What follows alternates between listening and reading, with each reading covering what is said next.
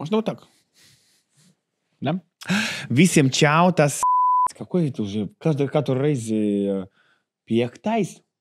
Wow! Давай. Visiem čau, tas ir jubilejas. Piektais podcasts, kā nosvina Dirsu kopā ar Denisu Jurjominu, kuram ir tieši liela pieredze, kā izdzīvot, kad tev ir lielākā krīze dzīvē. Un šodien mēs parunāsim tieši par mūsu imidžu krīzes situācijām un savienosim to ar jauniem noteikumiem Instagram. Es tikko biju Latvijas televīzijā un devu interviju par savu dzīvi no bērnības līdz šodienai. Man prasa absolūti par manu ģimeni, par attiecībām ar mammu, kādas mums ir attiecības, vai mēs atvainojamies viens otram, vai neatvainojamies, kāds ir man bijis vissliktākais periods, par ko es nožēloju, jautāja pat par dziesmu, kāpēc tas tāpa, pateicoties, kam tas tāpa, kā es atgriezu attiecības ar mammu un tā tālāk. Un principā tu apmēram saproti, kurš visvairāk uztraucas par taviem vārdiem. Tie ir tie pirmie cilvēki, kuri tev zvana pēc intervijas. Un es vēlreiz atgādinu, ka manas tēmas un tabū tēmas tieši mana šī gada dzīve un mana imidža ir dzīvot bez hypa, dzīvot bez aprunāšanas, bez strīdu celšanas, bez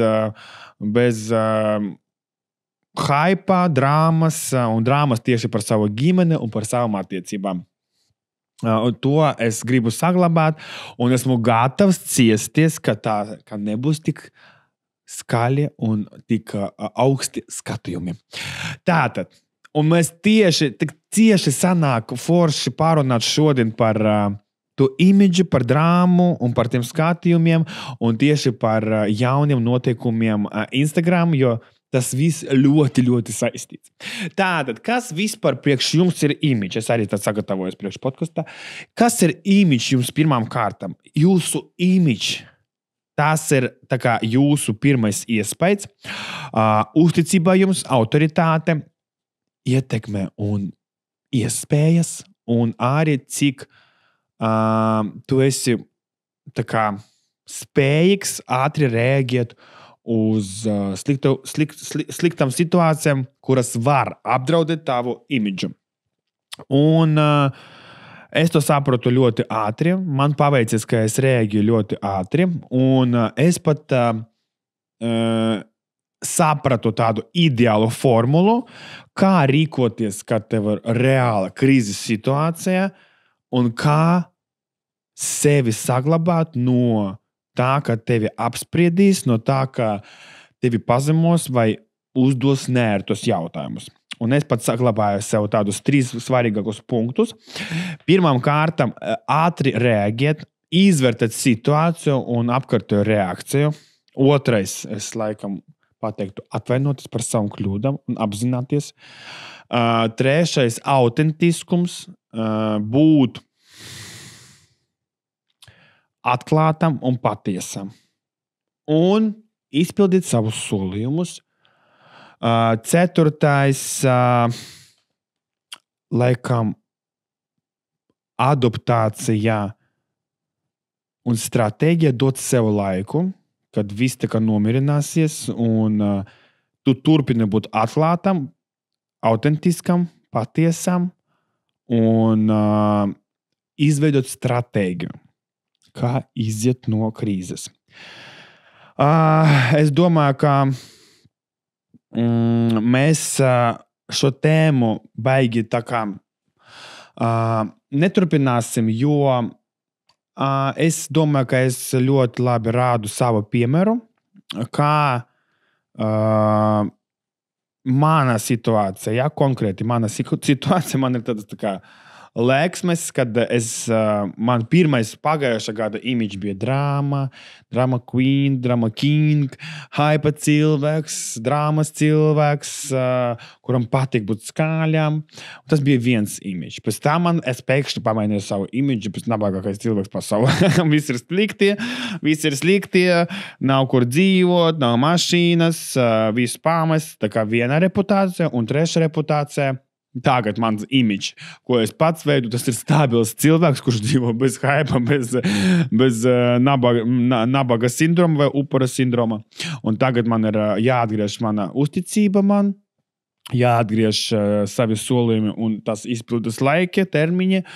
Un principā es eju to ceļu, ļoti pareizi, es sāku ļoti daudz runāt par savu krīzi. Es nebaidos no savas krīzes, es viņu gribu risināt, es gribu tam piekrist, atvainoties, ja vajag. Un principā mana stratēģija šobrīd, es pat neapzinātu to pats.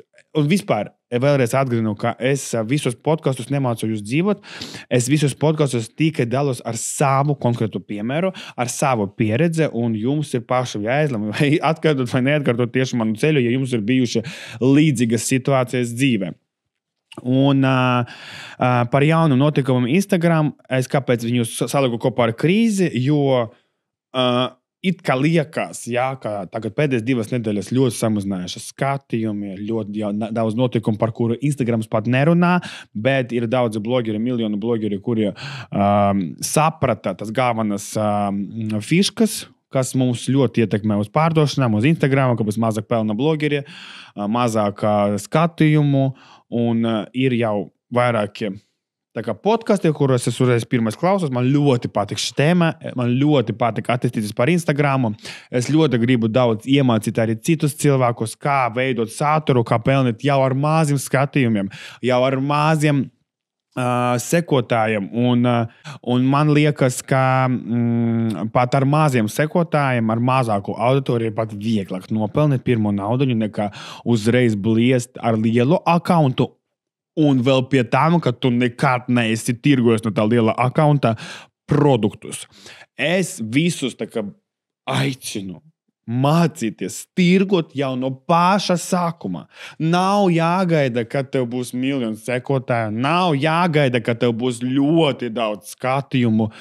Mācies no paša sākuma. Īstenībā, kā es šodien intervijā arī stāstīju, Denis, kas tav ir tumšākais posms? Mans tumšākais posms nezināt, kā rīkoties ar naudu, nezināt, kā pareizi plānot savu dzīvi vai kā pareizi un loģiski rīkoties vispār ar savu dzīvi, ar savu situāciju.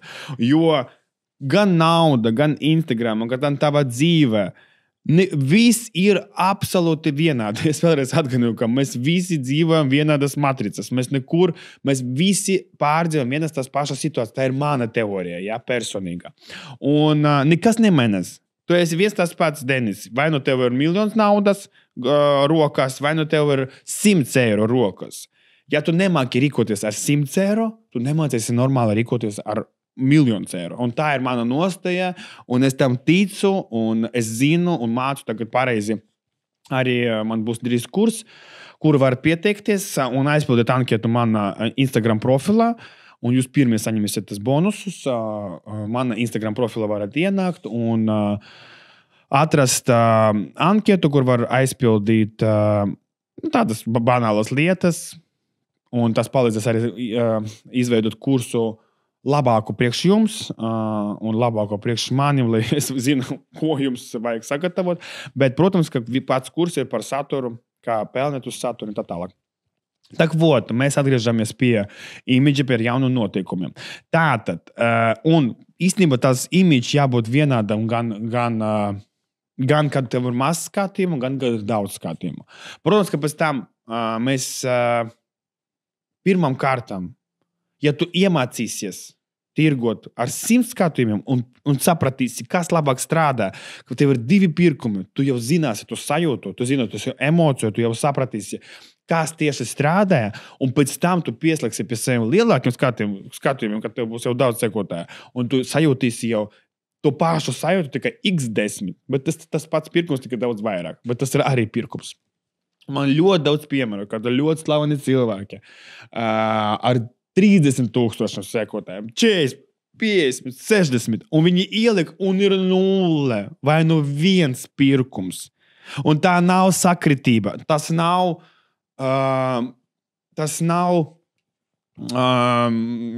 tā kā zvanīšu, ka man ir slikta auditorija. Nē, tas ir vienkārši tavs imidžs. Cilvēki uz tevi skatās, kā vienkārši uz seju.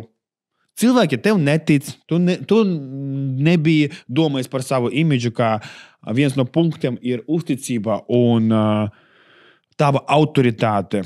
Kā tev var ticēt, tava autoritāte ir tāda, ka es gribu pie tevi pirkt. Tāpēc es vēlreiz atgādinu par savu imidžu, par jauniem, par tas, ka ļoti svarīgi ir vispār visur, visas dzīves jomas.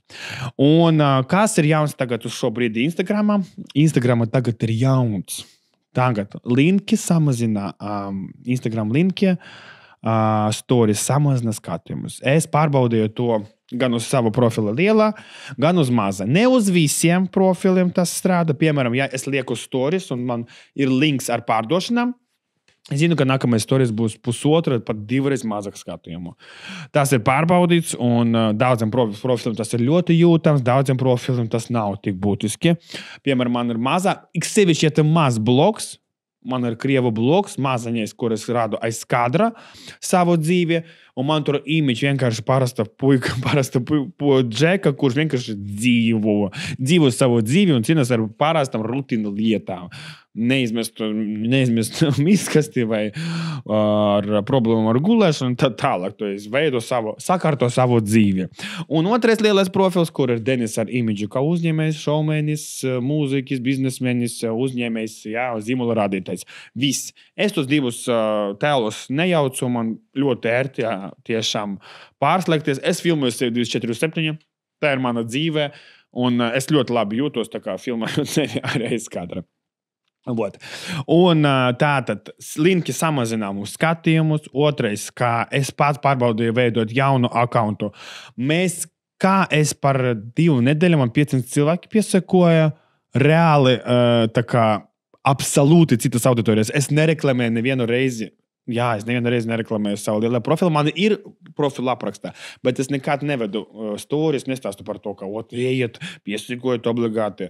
Es nekad nesaku, ka piesakojot. Tā ir jauna auditorija, krievu auditorija. Un kāpēc viņi piesako? Jo pirmam kārtam es uztaisīju bāzi ar video, kuri tieši par vienu tēmu. Es stāstu tur, kā veidot saturu kaifā. Kā veidot saturu tā, lai tev būtu katru dienu reels. Es nevienu dienu neesmu izlaidis, katru dienu man tur ir reels, katru dienu man tur ir stories. Un cilvēks redz kaut kāda forša video, man tur ir arī ar 500 skatījumiem, ar 500 sekotājiem, arī ir vidžeki, kuri ir 3,000, 4,000 arī saņemuši. Значит, viņi jau aizgājuši viral. Un cilvēki piesako, un viņi skatās, man patika tēma par to, kas ir jauns. Tāpat es tagad stāstu, kas ir jauns Instagram, viņiem interesē Instagrams, viņiem interesē vairāk tirgot savā blogā. Un viņi skatās, pārējais tēmas arī par to, es gribu piesakot. Ja tev ir haus, kakīši, zilonīši, bērni, ja tev, nezinu, pēc tam pēkšņi tu izlēmi kaut ko pamācīt, un pēc tam atkal kakiešus rādi, cilvēks dēļ viena video neuzkerās. Viņam vajag platformu, tā kā nopirkt grāmatu. Tu anotāciju izlasīji, tu gribi nopirkt to visu grāmatu. Tāpat tu gribi piesakot visam profilam. Un tagad mūsdienās ir tendence veidot rīlus pēc vienas tēmas, un stories tu vari rādīt da jebko. Kāpēc tā notiek? Tāpēc, ka kā tu iznāc liec rīlu, tu ļoti bieži uzreiz uzliec tava profila nosaukums un aplītis. Ja aplītis deg, значит, tu kaut ko esi ielicis stories, un cilvēks grib paskatīties uz tevi aiz kadra.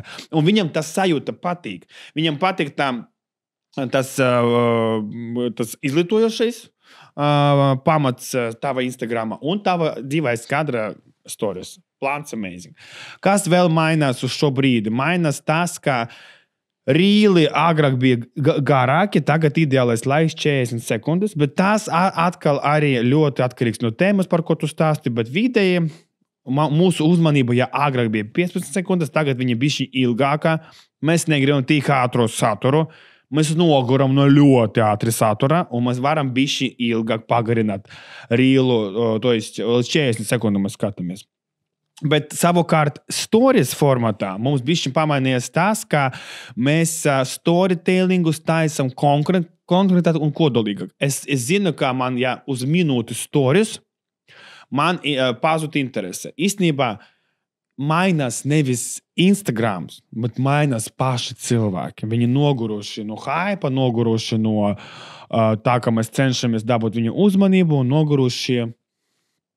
noguruši vienkārši būt mūsu, jā, tā kā viņi noguru, ka viss ļoti ātri mainās. Mēs gribam bišķiņ sazemoties, gribam bišķiņ palielināties.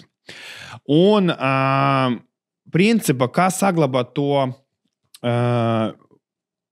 disciplīnu, likt katru dienu rīlus, darīt to, kas jums ir pēc kaifa. Jūs kaifot no floristikas, jūs kaifot no ziediem, vienkārši sakiet un radiet to no kaifa, negadot nekādu rezultātu, kaifot no procesa. Es kaifu nenormāli mācīt cilvēkus, man ļoti patīk daudz ar zināšanām, sevišķi, ja man ir liela pieredze, es kaifu no tā, es katru video krievu bloga ar tādu iedvesmu taisu, jo es zinu, ka tas būs kādam lietderīgi. Kāds to gaida rīlu, oh my god, tik forša sajūta. Piemēram, savukārt lielajā blogā es kaifu no tā, ka man ir pašam šo brīdi ir jāatrisina ļoti daudz struktūras un situācijas sava biznesa, man patīk dalīties ar rezultātu, ar to, ko es eju, kam cauri, kam es eju, ko es gribu tur saglabāt un tā tālāk. Tā kā netaisot reklāmu, vienkārši stāt par saviem projektiem. Un vēlreiz, kas ir jauns, īstenībā, kas jauns, mēs meklējam uz šo brīdi reāli mācības. Mēs meklējam, kur kaut ko var iemācīties. Mēs gribam būt gudri, jo parādījies intelekts, ChatGPT parādījies datori, un mēs jūtam, ka mūsu smadzenes varbūt neiet tik ātri kā ChatGPT. Mēs gribam būt gudrākie, 100%. Šogad mēs gribam būt gudrākie, mēs gribam sekot līdzi cilvēkiem, kuri arī kaut ko ir sasnieguši un kuri dalās ar savu pieredzi. Tātad, ko es gribēju, autentiskums un kompetences ir skaidrs. Tātad, personīgais stils krīze mēs izrunājam. Instagrams jauni noteikumi. Par jauni noteikumi, ko mēs varam vēl pateikt, es iesaku tiešām. Man ir nesaprotami, kāpēc daudzi blogeri negrib sev viens otru reklamēt. Piemēram, tas ir amazing veids, kā sevi paplašināt. Nevajag varbūt pat kolaborāciju, bet tiešām paņemt un sevi viens otru noreklamēt. Zināt, kāpēc? Tāpēc, ka ļoti daudz blogeriem nav konkrētas nav konkrētas tēmas, par ko ir blogs. Blogs ir par visu, un mēs nezinām, kā viņu noreklamēt. Viņam forši video piesako. Bet ne visiem ir tieši pamācoši forši saturs, un, diemžēl, tāpēc ļoti daudz atsaka viens otru reklamēt. Attiecības un komunikācijas ar auditoriju, kāds mums šodien mainās attiecības un komunikācija. Tātad komunikācija ir principā mazāk nedaudz, vairāk skatās, bet arī komunicē. Bet komunikācija šobrīd Instagram ir super svarīga. Mums ir jāspiež uz to, lai raksta direktā, jo direkta tad palielinās. Īstenībā man šodien uzreiz, es pateicu, raksta man direktā, un uzreiz palielinājās skatījumi, par ko es ļoti priecājos. Jo man skatījumi arī ļoti svarīgi. Un šobrīd arī aktuāli blogeri visiem uzņēmumiem, un uz blogeriem vispār tagad turas lielākas pārdošanas. Sponsorēta reklāma strādā arvien mazāk, bet arī ne ar visiem blogeriem ir rezultāti. Principā, es ļoti ātri pastāstīju par imidžu, par jauniem noteikumiem Instagramā, par to, ka man taps drīz kurs, un jūs varat aizpildīt anketu, un es domāju, ka uz šo mēs varam šo podcastu pabeigt. Liels prieks tiem, kuri piesako man, prieks par tiem, kuri skatās šo podcastu. Jūs varat droši dalīties komentārus par tēmu, par nākamām tēmām, varat pieteikties podcastam, varbūt es izvērtēšu arī ar jums pārunāt un paņemt kaut kādu svarīgu mūsu tēmu. Paldies un līdz nākamajai reizei!